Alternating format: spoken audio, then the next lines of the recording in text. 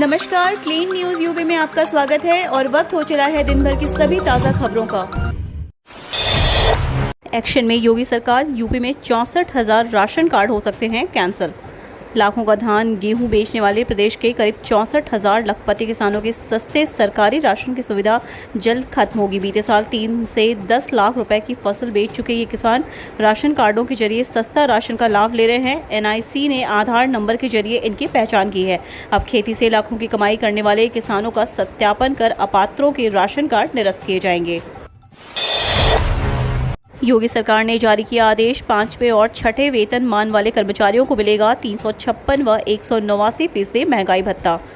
5वें तथा 6वें केंद्रीय वेतन आयोग की संस्तुतियों और राज्य सरकार द्वारा लागू की गई वेतन संरचना में कार्यरत कर्मचारियों के महंगाई भत्ते में वृद्धि का आदेश सरकार ने जारी कर दिया है। इन्हें बढ़े हुए महंगाई भत्ते का लाभ 1 जुलाई 2021 से मिलेगा। नए दर से महंगाई भत्ते का नगद भुगतान 1 अगस्त से सरकार करेगी। नई दर से 5वें वेतन के कार्मिकों को अब 356% तथा 6ठे वेतनमान के कार्मिकों को 189% महंगाई भत्ता मिलेगा। योगी पर ठाकरे के पुराने बयान से मचा सियासी बवाल, सफाई में संजय रावत ने दिया ये जवाब।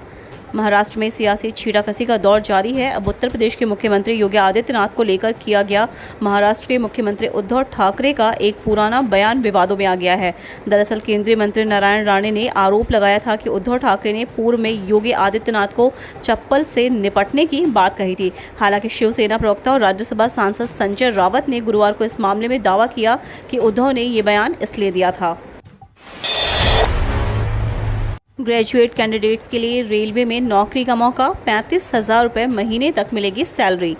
कोंकण रेलवे कॉरपोरेशन लिमिटेड ने टेक्निकल असिस्टेंट पदों के लिए आवेदन आमंत्रित किए हैं। केआरसीएल जम्मू और कश्मीर में उधमपुर श्रीनगर बारामूला रेल लिंक परियोजना के लिए कॉन्ट्रैक्ट के आधार पर उम्मीदवारों की भर्ती करेगा। रेलवे द्वारा जारी नोटिफिकेशन के अनुसार सीनियर टेक्निकल असिस्टेंट के कुल रिक्त पदों की संख्या 7 है। इनमें से ओबीसी के 5 पद और एसटी वर्ग के उम्मीदवारों के लिए 2 पद हैं। जूनियर टेक्निकल असिस्टेंट में ओबीसी वर्ग के उम्मीदवारों के लिए रिक्त पदों की संख्या 5 और एसटी वर्ग के लिए रिक्त पदों की संख्या 2 है। यूपी में 30,000 महिला होमगार्ड की होगी भर्ती। लंबे समय से खाली पड़े हैं विभाग में हजारों पद। होमगार्ड विभाग में 30,000 महिला कर्मियों की भर्ती की तैयारी है। विभाग ने इसके लिए एक प्रस्ताव तैयार कर लिया है, जिस पर जल्द मुख्यमंत्री कार्यालय निर्णय लेगा। विभाग में पिछले काफ़ी समय से बड़े पैमाने पर पद खाली हैं। इन पदों को महिला अभ्यर्थियों से भरने का प्रस्ताव तैयार किया गया है। हालांकि इन खाली पदों में बड़ी संख्या पुरुषों की है, लेकिन महिला सुरक्षा और सरकार के मिशन शक्ति अभियान के मद्देनज़र इन पदों को महिलाओं से भरने पर विचार किया जा रहा है। नाइट कर्फ्यू के उल्लंघन पर भड़के सीएम योगी, रात 10 बजे के बाद अब यूपी में नहीं चलेगी पार्टी। सीएम योगी ने गुरुवार को टीम 9 की बैठक में कहा कि नाइट कर्फ्यू को प्रभावी बनाया जाए। पुलिस की टीमें हुटर बजाकर चेतावनी दें ताकि 10 बजे तक दुकानें बंद हो जाएं। एनबीटी ने राजधानी में नाइट कर्फ्यू का उल्लंघन कर देर रात तक रेस्टोरेंट, बार खोले जाने और प्रशासन की लापरवाही के मुद्दे को प्रमुखता से उठाया था। इसके बाद सीएम ने यह निर्देश जारी किए हैं। यूपी टीईटी परीक्षा की तारीख में बदलाव, अब दिसंबर में नहीं होंगे इम्तिहान। योगी सरकार यूपी टीईटी 2020 15 मार्च को कराने जा रही थी। परीक्षा 25 जुलाई को होनी थी, पर अचानक कोरोना संक्रमण की दूसरी लहर ने हालात खराब कर दिए। यूपी सरकार ने आवेदन प्रक्रिया स्थगित कर दी थी, पर अब दोबारा से परीक्षा नियामक प्राधिकारी सचिव उत्तर प्रदेश ने जुलाई में संशोधित समय सारणी भेजी थी। इसमें 19 दिसंबर को परीक्षा प्रस्तावित थी। 7 अगस्त को समीक्षा बैठक हुई, जिस पर बेसिक शिक्षा मंत्री डॉक्टर सतीश द्विवेदी ने इस पर असहमति जताई। उन्होंने पूछा कि पिछले वर्ष भी कोरोना की वजह से परीक्षा नहीं हो सकी, इस बार इतना विलंब क्यों? परीक्षा और पहले कराई जाए। परीक्षा संस्था ने कार्यक्रम रिवाइज किया है। अब अक्टूबर के अंत या फिर नवंबर में इम्तिहान कराने की तैयारी है। जल्द ही समय सारणी सार्वजनिक होगी। कैबिनेट मंत्री ने कांग्रेस पर किया पलटवार, भ्रम पैदा करते हैं राहुल प्रियंका।